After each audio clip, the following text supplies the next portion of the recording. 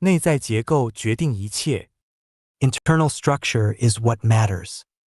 Xiefeng. August 22nd, 2013. Translated by Transin and edited by Kayer. The nature and function of things are determined by their internal structures. Sugar is sweet while tea is bitter, and this is decided by their structure, not by people. The price of a 1 carat, 0.2 g, diamond is 14,000 RMB yuan, but the price of an ounce of gold is only about 10,270 RMB yuan. That is to say that 1 carat of gold costs 70 renminbi yuan. The price difference between diamonds and gold is 200:1. The fundamental reason lies in the different internal structures of the two. The value of 1 carat of common stone is too small to measure.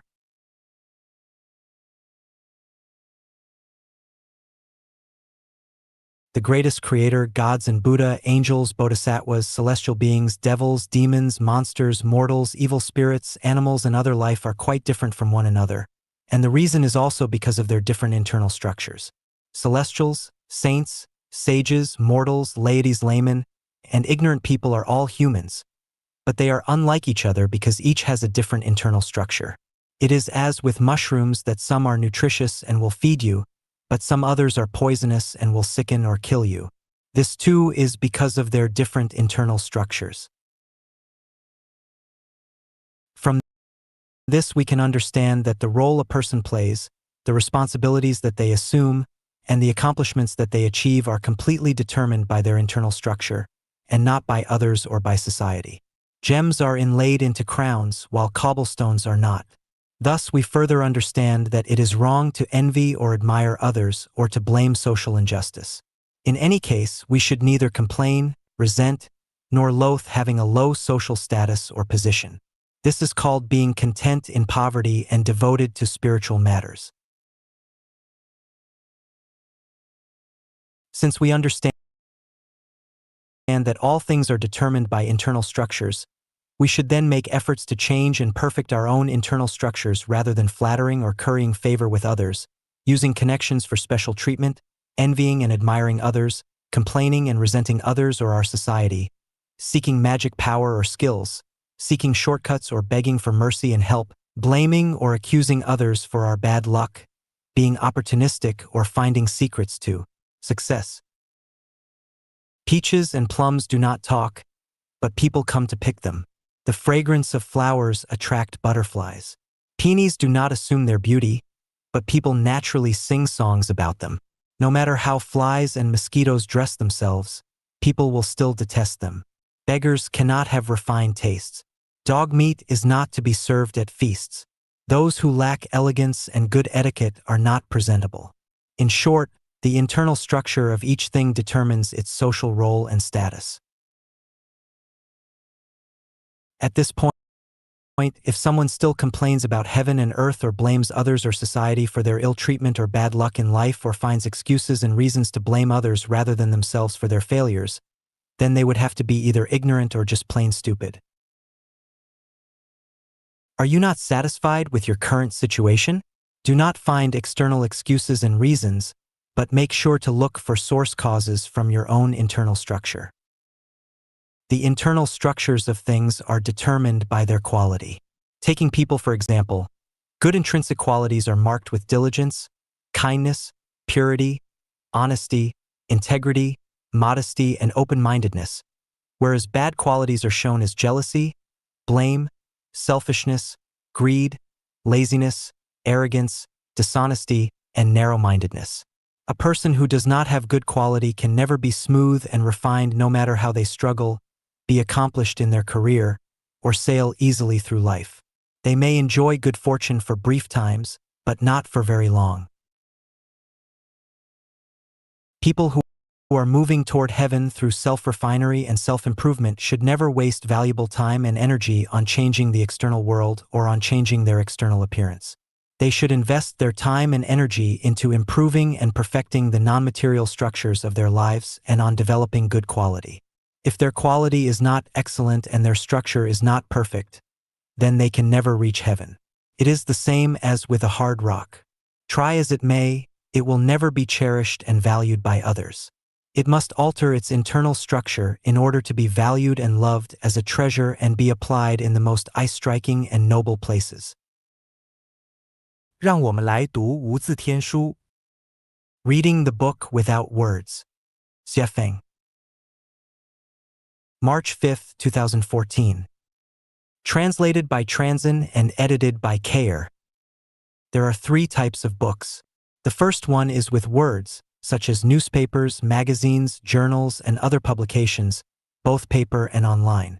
The second is with symbols, such as sculptures, paintings, and music. The third kind includes everything in nature. The so-called book without words refers to all images and things in nature with neither words nor symbols.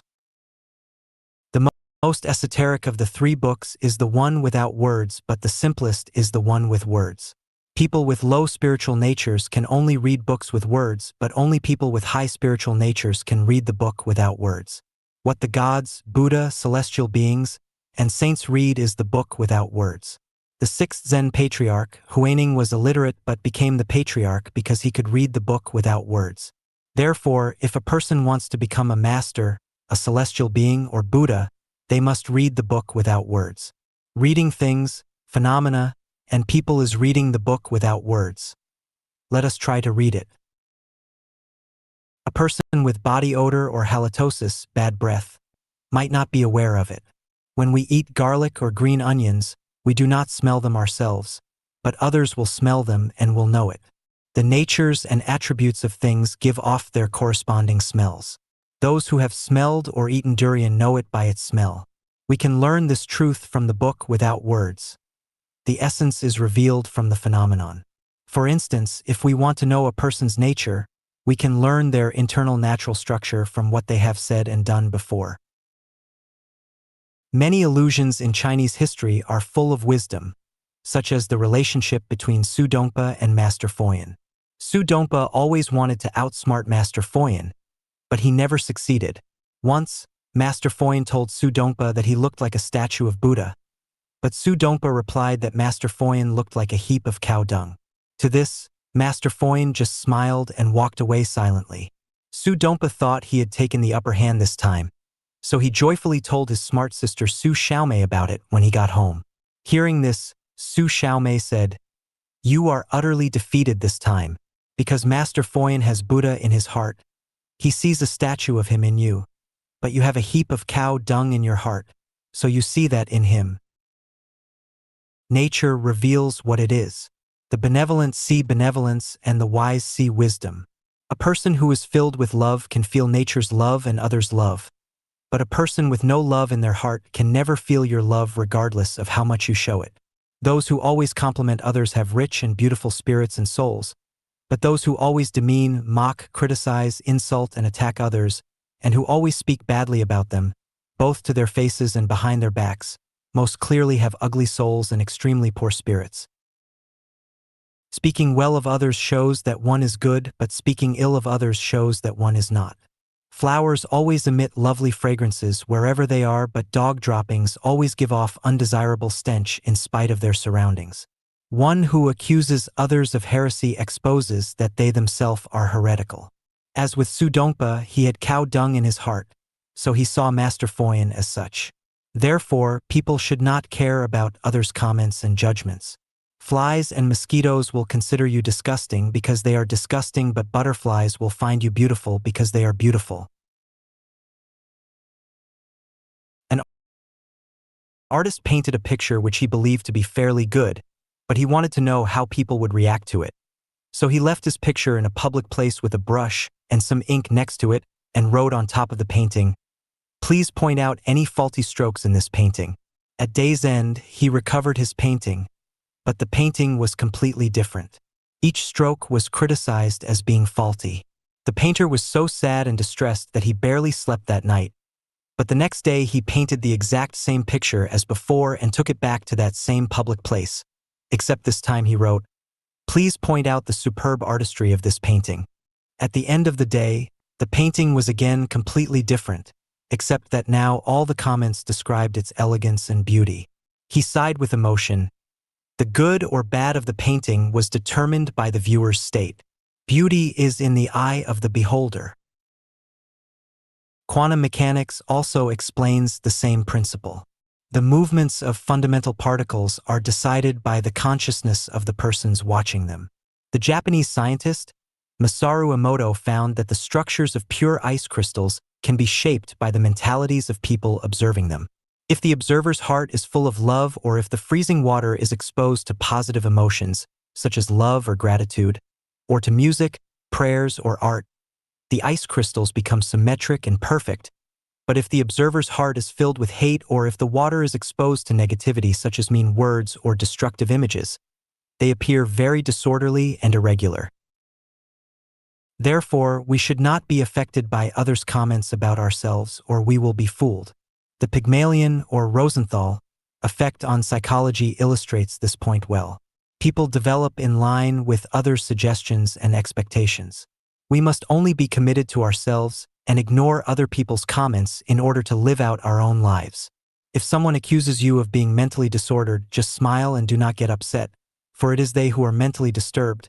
But if someone praises you as being a saint, do not be blindly proud, for it is they who are the saint. Let us read the book without words as such. I have written more than 100 articles on revelations which may help you to find your enlightenment. 如何知道自己的前世？ How to know our previous lives. Dayform Celestial. March 18, 2007. Translated by Transin and edited by Kayer. The hypnotic induction method is one way, but we can also observe ourselves from the life clues found in our previous lives. The universe is holographic, our life is holographic, and our life information base contains all of the information from all the ages of all life journeys of all generations, and the information is always passed down. This information is hidden, but it will reveal itself every now and then. By capturing these momentarily revealed clues, we can trace our pasts.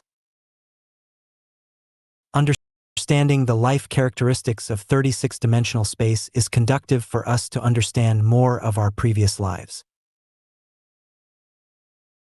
There is only one kind of human nature, but from the people that we know and those that we know of through various channels, we can see that human nature are diverse and colorful. There are quantum differences between people, sometimes even poles apart. The reasons are that people have different origins. Some are from the heaven world, some from the animal world, and some are reincarnations from the mortal world. Even for those from the heaven world, there are great differences. Those from the Elysium world and from the thousand-year world can never be the same. Likewise, even for those from the animal world, those who were carnivores will have totally different natures than those who were herbivores. In this sense, mankind is a rabble. The mortal world is a tenement yard for all kinds of lives. There are hundreds of thousands of clues to trace our previous lives, but we can only have rough ideas about them from these clues. Here are 18 examples. If you have holographic order thinking, congratulations, then you are from the side of the greatest creator. You were a god. If you have formless thinking, congratulations, then you came to the mortal world from the Elysium world. You were a Buddha. If you know that you can change a world magically, then you were a super celestial being. If you were born to like freedom and always seek happiness and joy, you can follow your heart's desire without overstepping the line, then you were a celestial being. If you often dream of flying freely, your mind and body are often in a strange state of joy, you have no fear of death, and hate your life in the mortal world, then you are from the 10,000-year world. If you are always looking for the way back home, and feel that you do not belong to the mortal world, you are moreover benevolent and kind, a fun lover, you do not want to be fettered by states, religions, organizations, or families, and you fancy and yearn for a better life in the future, then you are from the 1,000-year world. If you have the Taiji thinking and you are super wise, clever, and gifted, then you were someone influential in society, maybe even a sage or saint. If you love your own nation, culture, family, and family life, and think all this is perfectly justified, then you were a mortal human. If you often dream of flying in your dreams, but still feel attached to the mortal world, then you were a bird. If you derive pleasure from and even love eating meat and have never felt the suffering and misery of life being slaughtered for meat, then you were a predatory carnivore. If you naturally prefer vegetarian or vegan foods, are naturally timid and afraid of being hurt, like to depend on groups, love your family and religion, then you were a docile herbivore. If you inherently want to be a policeman, are very sensitive to theft and crime in society, and always want to arrest criminals, then you were feline, a cat. If you innately want to be a soldier, are willing to defend your land and home, then you were a dog or wolf.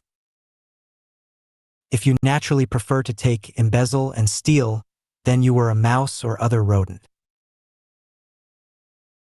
If your nature is to bear hardship without complaining, endure bullying without resisting, harbor grudges without showing them in words and deeds, be trampled upon and feel powerless to resist, completely abide by your destiny, then you were a farm animal from the livestock world. If you are naturally aggressive and quick-thinking, good at sorcery, and can derive pleasure from the pain of other life, then you are from the devil world. If you have extraordinary bearing and charming style, are endearing and extremely selfish, then you were a goblin. If you are clever in trivial matters and have mastered a lot of magic tricks, you always watch for your chance to seize others' love and property, then you were an evil spirit. Draw analogies by checking yourself against the dispositions of other life, and you will find traces of your previous lives.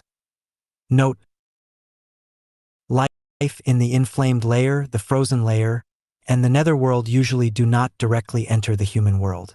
Insects and many plants belong to other life cycles, which never enter into the human world. The above is only a general outline. If you want to know your previous lives from A to Z, you will have to observe and verify repeatedly.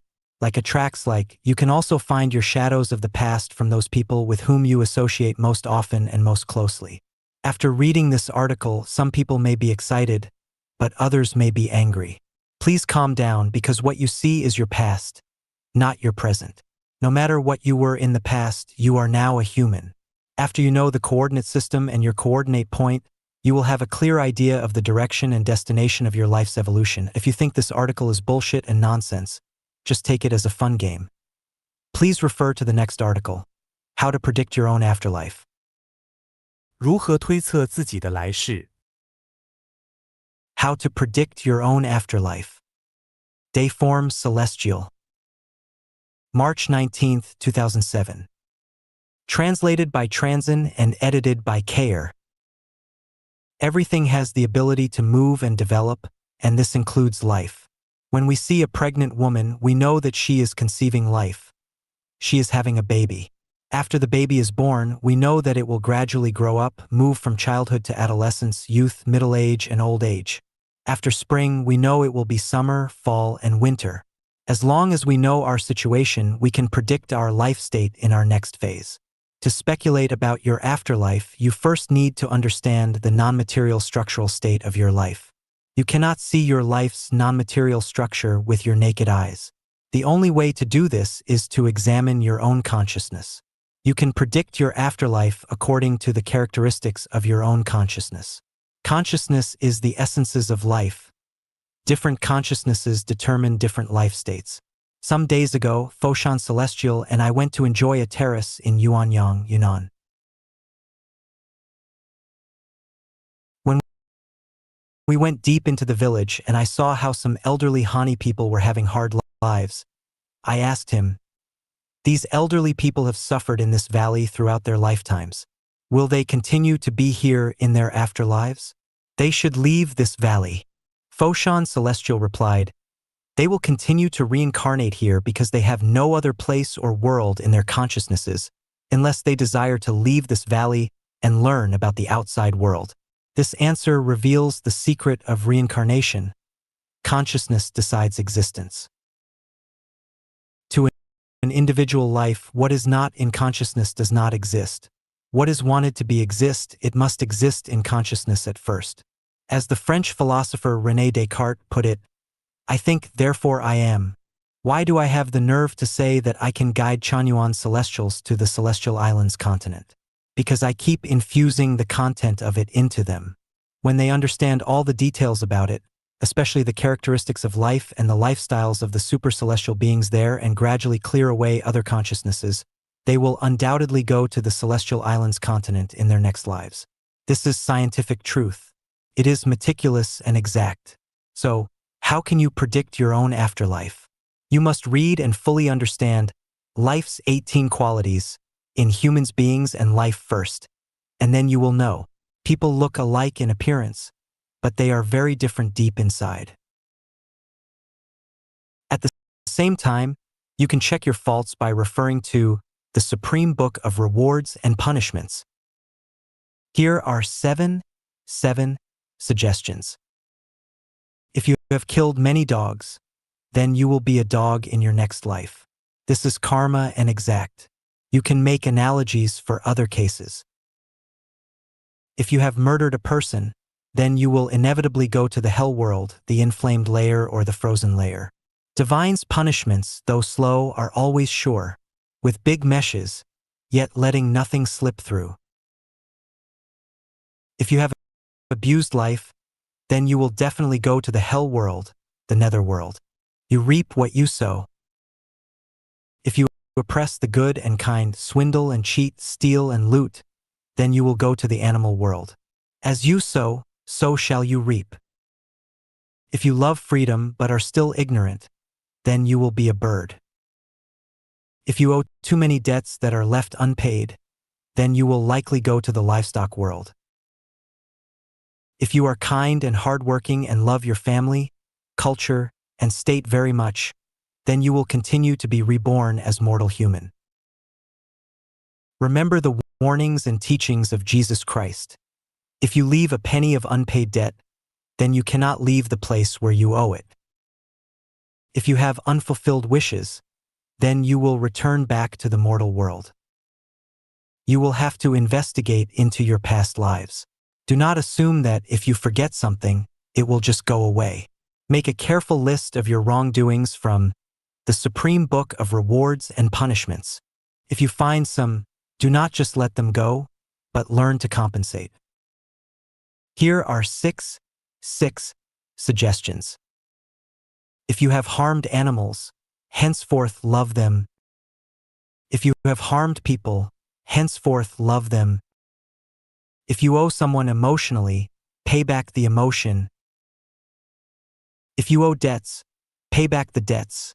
Ask for forgiveness for the damage, abuse, and bullying of people or other life.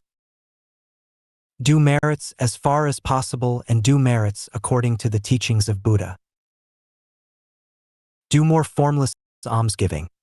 If your merits are great enough, you can compensate for your faults and debts that have accumulated over many generations.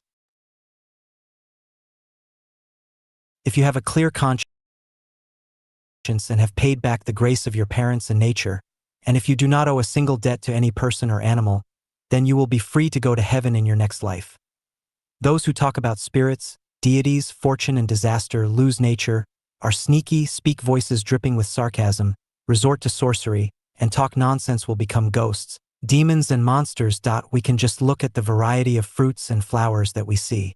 Why are they so different from each other? The reason lies in the structures of their lives.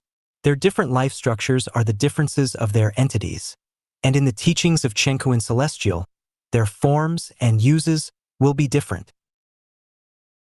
Always remember these four truths.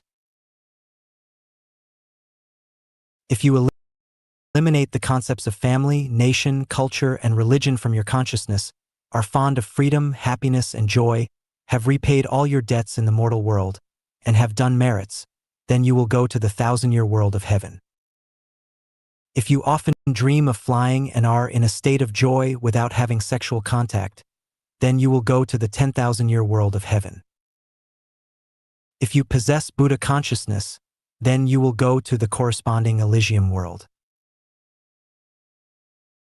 If you revere the greatest creator, revere life, take the way of the greatest creator, have obtained supernatural powers, and can fancy an ideal world, then there is no doubt that you will go to the celestial islands continent of the Elysium world. You are the one who knows best about what kind of non-material structure your life has achieved. If you do not know, then your spiritual perception has not yet opened and you should work at opening it. The above are general ideas and may not be very accurate, but they can serve as a general navigation. You need to draw inferences about other cases from one instance in order to predict your afterlife. 人生的轨迹与自由意志。 The trajectory and free will of life. Xie Feng. November 20th, 2015. Translated by Transin and edited by Kayer. There are many times more stars in the sky than people on Earth. Each star floats along its own orbit around the galaxy, and each orbit is determined and is not its free choice. Life also has its track. Birth, growth, aging, and death is our inescapable course. 18 properties cannot be self-managed within life's track. If we make a detailed search and analysis, we can see that each detail on life's track is predetermined, including our name, temperament or character, words and actions, who we will encounter, what we will suffer, what diseases we will succumb to at each stage of life, when the end will come, and so on. Here is the question. Since our life trajectory and its details are already predestined, do people have free will or not? And if they do have free will, how then is it manifested? There is no doubt that people have free will. It is precisely this free will that causes the hesitation, trouble, agony, fear, and sadness in life. The universe is one.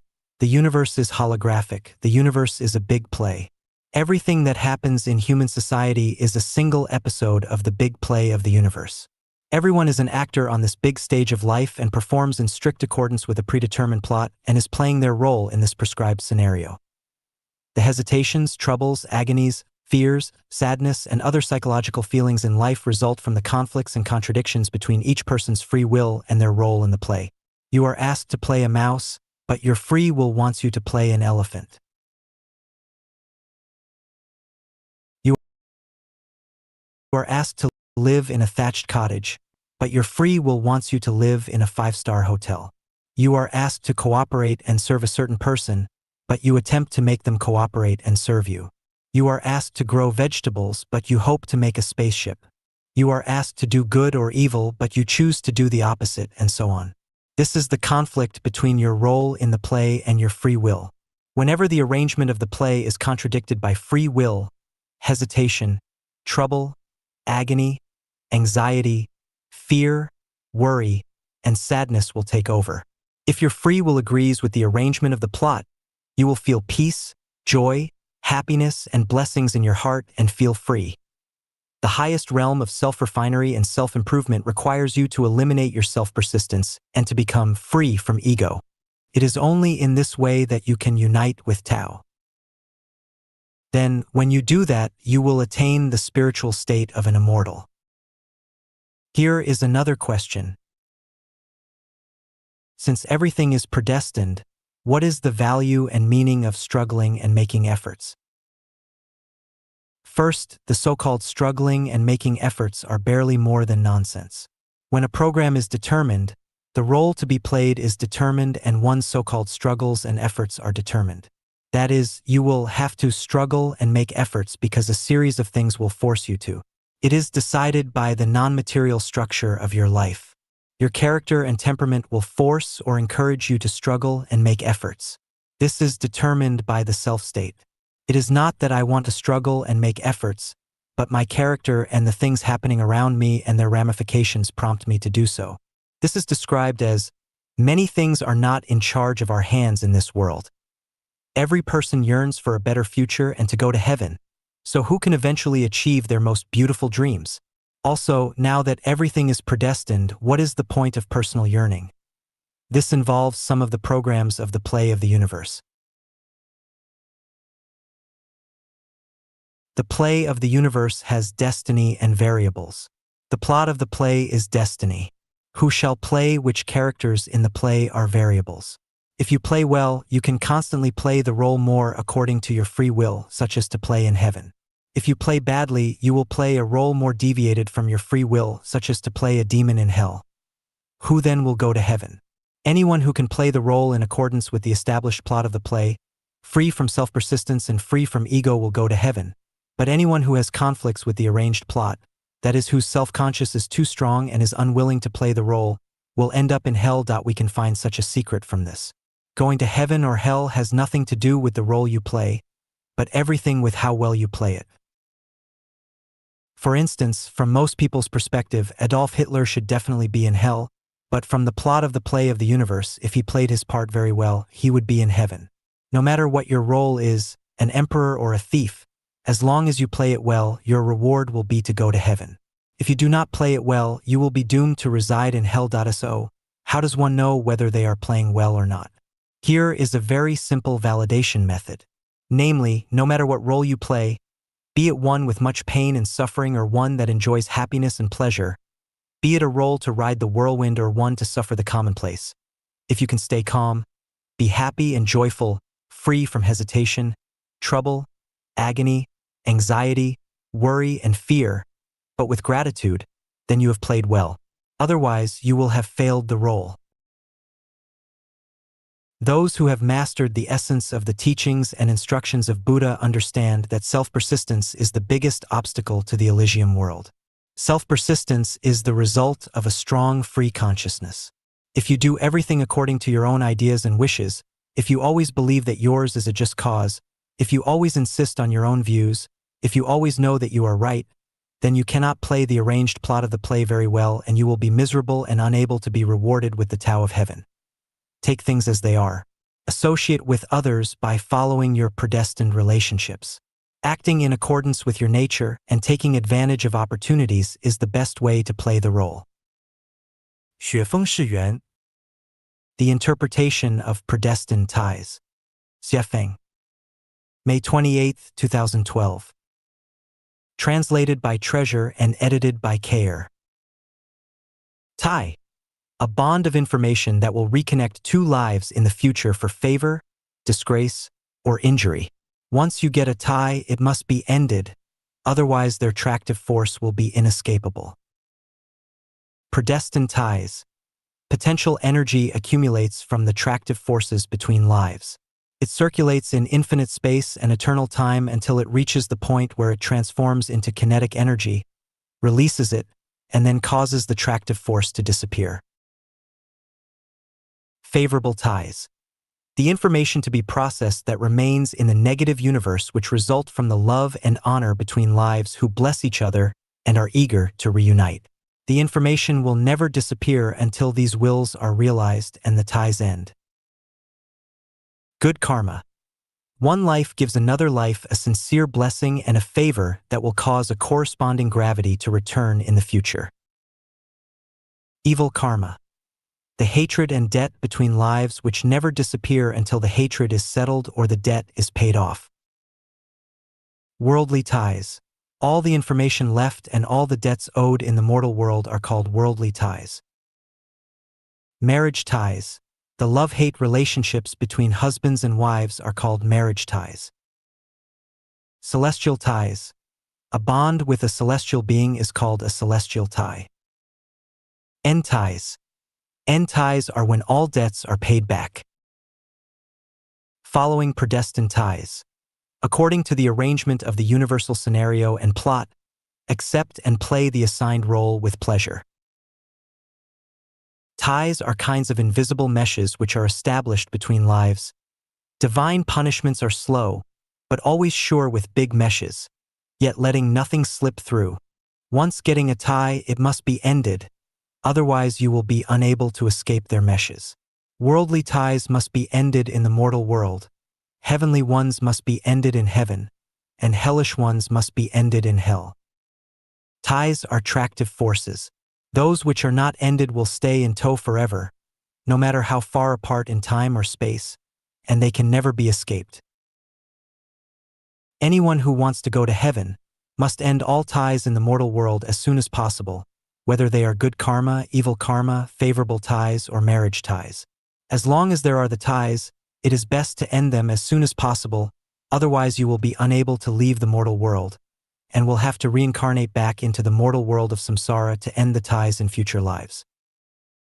缘的奥秘和真谛。 The Secret and Truth of Predestination. Xie Feng. March 3, 2011. Translated by Transin and edited by Kayer. Preface: brushing against shoulders in this life is the result of the 500 times of looking back in the previous lives. To ride in the same boat is the result of 100 years of cultivation. To sleep on the same pillow is the result of millennia of cultivation. Knowing I am not destined to enter her heart, how can I compare with the catkins and swallows? Flowers bloom and wither, tides rise and fall. Spring awakens the branches. Running water is heartless, but the grass welcomes it every year. People may have sorrow or joy and be near or far apart, but the moon will still wax and wane. Born of these scenes, can the word sorrow suffice? Dynasties fall, but mountains and rivers remain. So how many times can we see the beautiful sunset? The events of our world are like games of chess. Each game is only new because it is destined to be so. In a life, people endure hardships and twists and turns in the mortal world and repeat samsara. Some people are designated to meet from thousands of miles apart, but not to know their next-door neighbors. All these are predestination. All things are predestined. Definition of predestination. Predestination is the cause of generating, sustaining, destroying, and changing of all forms and all things, and is the cause of all events. It is the bridge and the tie which causes sorrow and joy, separations and reunions. It is the factor which decides the development of matter and the origins of desires, words, and deeds connected to other things in the universe which are bound to happen in the future since beginningless time. It is a kind of debt after receiving others' services or graces which have not been paid back timely. It is the set of revenge, wrong with wrong. Several cases of predestination. 614 years ago, Emperor Qingzu of Ming, King of Yan, Zhu Di killed 873 members of the 9 tribes of the Fang Sharu clan, yet he still could not vent his anger and counted Fang Sharu students as one clan and killed them all. Many people perished. Why did that happen? What was its cause? It turned out that Fang Sharu's father had selected a cemetery plot. At night, he dreamed that the Red Snake King was sticking his red tongue out and requesting earnestly that he delay the groundbreaking for 1 or 2 days so that his family could move away. The next day, the Fang family dug the earth and built their tomb as scheduled. Soon, the workers exclaimed, "We have found a red snake pit." Countless red snakes slithered and fled in panic. Fang Sharu's father ordered them to kill all the red snakes with fire and knives. That night, the bleeding Red Snake King cursed him in a dream. "I will kill as many of you as you killed of us." Shortly thereafter, the Fang family gave birth to a baby son, Fang Sharu. Born into a scholarly family, he was very smart and diligent as a boy. He was eloquent and charming in appearance, and his tongue was red. He was the reincarnation of the Red Snake King. He deliberately resisted an imperial edict from King Yan in order to enrage him and fulfill that curse by implicating his 9 tribes. After killing all 873 members of the Fang clan, the number still could not match the number of the red snakes killed on that day so very long ago. Fang Sharu deliberately provoked King Yan again. Even 10 tribes. So what?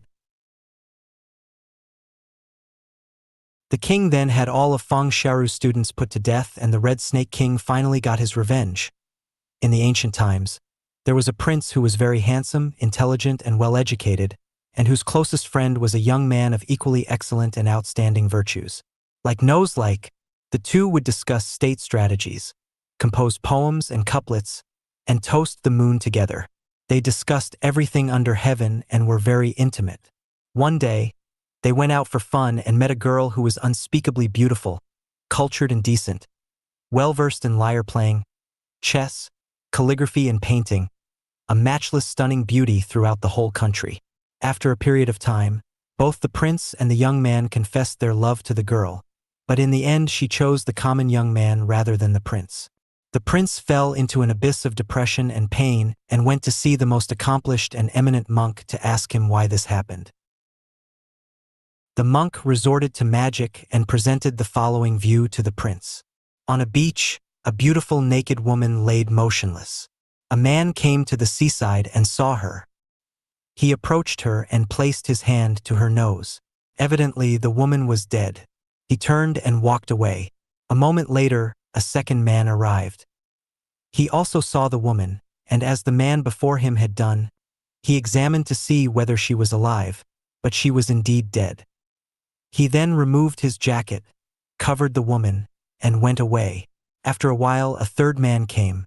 After observing, he too realized that the woman was dead. He stopped and carried her on his back until he found a place at the beach to bury her. He also made a mark for her grave. The eminent monk then said, "The woman who you both love is the woman who died on the beach." The man who took his jacket off and covered her was you in a previous life, and she needed to repay your favor for a period of time in this one. But the man who buried her was your best friend, and she needed to return his favor for the rest of her life. That in the late Ming and early Qing dynasties, there was a man from Anhui named Hu Mingxuan. One day, his knees were attacked by impetigo and he suffered a biting pain. As time went on, the impetigo grew worse as a person's face, with eyebrows, eyes, a nose, and a mouth appeared on it. Hu Mingxuan turned to 130 physicians who not only could not heal him, but actually made it much worse.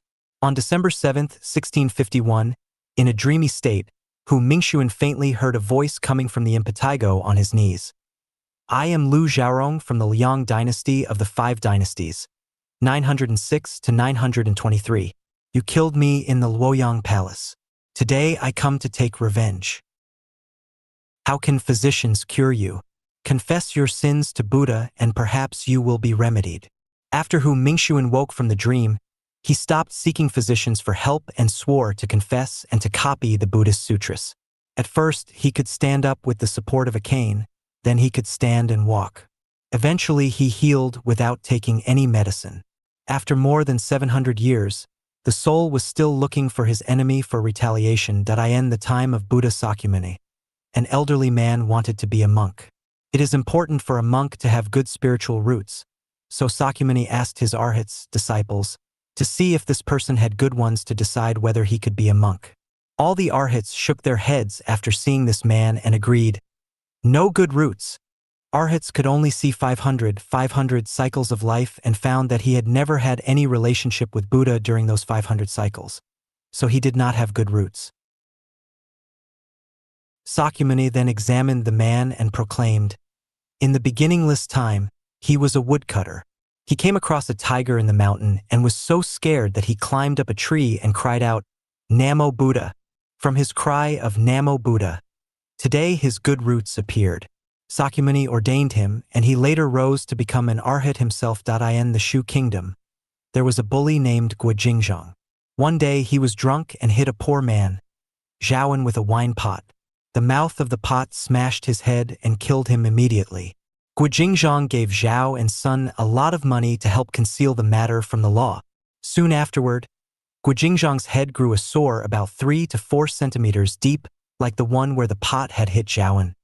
His bone was exposed. He bled and discharged a constant stream of pus, and he could occasionally see Zhaoan's face in it. The sore eventually penetrated into his throat and killed him. A scholar in the Yuan dynasty was seriously harmed by a friend. That night, he became enraged and determined to kill the man. He passed a temple on the way to his former friend's house, where an eminent monk stood at the gate. From his deva eyes, the monk saw that the scholar was tailed by a vicious demon. As the scholar arrived at the door of his intended victim's house, an idea struck him. He has turned from being my friend to my enemy, but his mother and wife did me no harm. If I kill him, they will both lose their means of life. After several rounds of inner struggling, he decided to forgive the man, forget the idea of killing him, and go away. On his way back, he passed the same temple where the same monk was still standing at the gate. But this time the monk's Deva eyes saw a completely different scene. The vicious demon which had tailed the scholar was gone, and he was escorted by angels above his head. The monk told the scholar what he had seen and asked him what happened. The scholar told his story truthfully, and the monk exclaimed that the demon and the gods were moved by just a thought. The idea of tolerance changed the scholar's fate. He later became an official, and the friend who had betrayed him died on a battlefield in a mountain village in Damiao Township in Chaoyang City, Liaoning Province. There lived a villager named Li Cheng. Li Cheng's grandmother had a relative named Zhang Qing who used to carry and sell fabrics for the Li family, but whose own family was very poor because he lost in everything he did throughout his life, and his family had been supported by Li Cheng until Zhang Qing died. Li Cheng even paid to have him buried. About 1 month afterward, Li Cheng was sleeping soundly in the middle of the night when he suddenly heard someone calling his name. Li Cheng, I am Zhang Qing. I am coming to pay my debt back to you. Li Cheng found it strange after he woke up 3 times in a row from his sleep. Just then, the house manager came to tell him, "Master, the big horse just gave birth to a colt." They knew that the colt was Zhang Qing reincarnated and named him that. Several years later, Li Cheng pulled a cart to Basijiazi and stayed in a postal station there. The next day, the local area was having a fair. In the morning, the horse went to the fair alone and stamped the earthen pots and utensils of a street vendor, leaving only 5 big basins intact. The vendor was very angry, and he gripped the horse to find justice.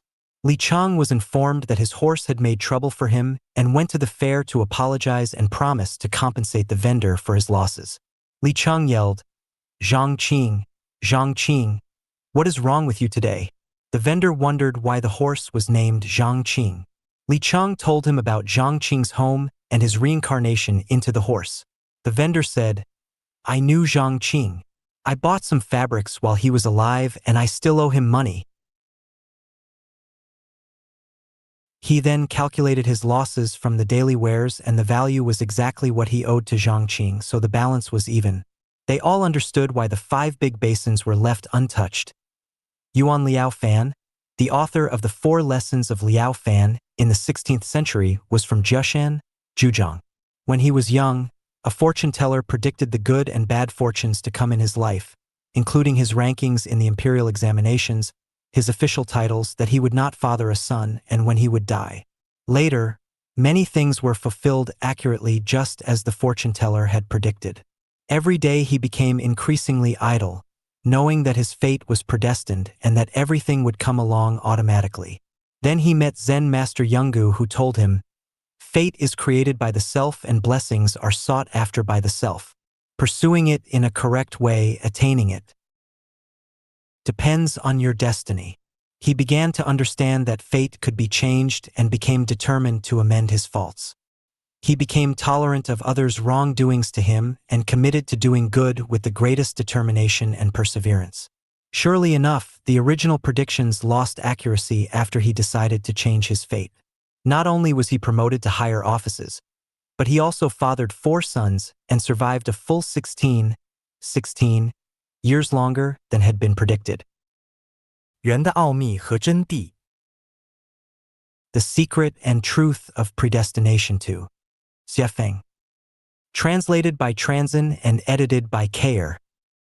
The 8 Descriptions of Predestination. A tie will not end until the debt is paid.